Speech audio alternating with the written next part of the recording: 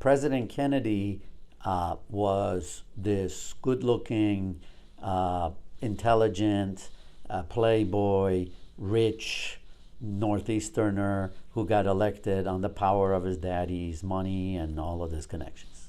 Seriously. Did he deserve to become president? Probably, and I'm just building up to this. I don't mean to be disrespectful to his memory or anything, but really, he looked better. He didn't have too much going on in terms of world experience or anything. On the other hand, Richard Nixon was very experienced and so forth, except he had lots of personal issues and demons, and he just couldn't get it together, you know? Well, the way he spoke also was so, it's a little bit boring to listen to. It's too meticulous, too thoughtful. Yeah, but that is seen as being shifty by people. Whereas, and so you see, but those are not real. Those are just the actors on a stage. So President Kennedy, when he did become president, was probably not the strongest candidate for leading America. During his time, he grew, and in a very short time, he became a different man. And that's the amazing thing about him. And that's what I love about this man, that if you study his years in office, you see that every conflict, you know, he had never thought about some of these things that occurred. And yet he threw himself into them, put aside so many of his own demons and inadequacies and insecurities or whatever it is, and paid attention to the truth. And as a result, not only did he learn, but he did some great things for this country. And then at the end, it is interesting that at the end, you know, the day that he got assassinated, he had an emissary, a Frenchman, who was the emissary of the President of the United States, visiting with Castro to basically bring peace. And that emissary at the time, and when the news of his assassination came, the two of them were sitting talking about this. And the Castro turned to the emissary, who's written about this, saying, "There's the end of peace." You see? And he was also going to get out of Vietnam. Mm-hmm. Now, he learned the hard way. I mean, if you study the history of Vietnam, you'll see that he and Bobby did some bad things in the first couple of years they were there. They were responsible for the escalation of the war. They were responsible for the assassination of the president of Vietnam because they needed to get rid of him. So they fell into all of these terrible things. But what they did is they learned and they just pulled themselves out of it, to the extent that in the timeline of September, October of 1963, just a month before his assassination, he was talking about getting out of Vietnam. And he would have.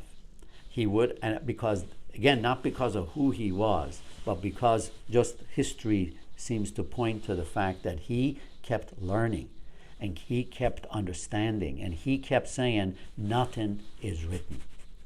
I'm not going to keep doing the stuff that we've done. You know, it's an interesting thing. The CIA, and this is, again, we're all proud Americans, but the beauty of America is the greatest sign of your commitment to this country and the greatest sign of patriotism in America is the truth. Because that's what defines you as an American. Truth to America, right? And so all of these are not criticisms of our country. These are expressions of love for this country. But you know, we had learned over the period of the Cold War in the 50s and so forth, that we could just, if we didn't like some third world country that we thought was some banana republic, quote unquote, we could get rid of the leader, pay a little money, make a coup d'etat, and it'll all be fine, right? We did it in Guatemala, we did it in so many countries. And I mean, people would, I'm sure people, a lot don't know, but you know, I mean, we changed the government of Guatemala over bananas. We did. Because our dole wanted to have cheap bananas. And so we can't have this guy in power. So you see, so there's a lot of that. So we are not, again, we are capable of doing bad things, but we are also capable, the beauty of America is we can understand it and then pull good out of the bad. So that's what President Kennedy was doing. You know, when he first came into office, they said, hey, we're going to Bay of Pigs. He's like, he's like a deer in headlights. He has no idea what's going on. He doesn't even know where Cuba is almost, you know? And he's fine, let's do it. And then, but when he sees, he's like, I'm not doing this again. And as a result of that, the world didn't go into an atomic war because of that. You see?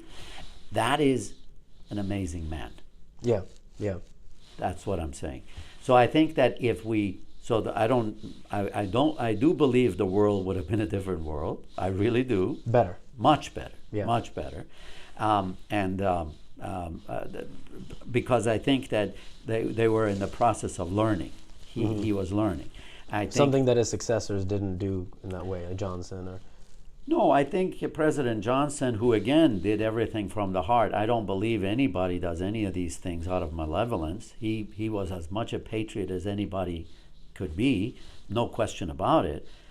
He just didn't have the experience, and unfortunately, a leader is just as good as his knowledge or whatever it is that the people around him tell him, and so forth. And the thing that is the most important, and you see this in every situation, whether it's in a company, whether it's in surgery, whether it's in your life, so it expands, extends across the world, is you have to surround yourself with people who will make you see the truth even though when you don't want to see it.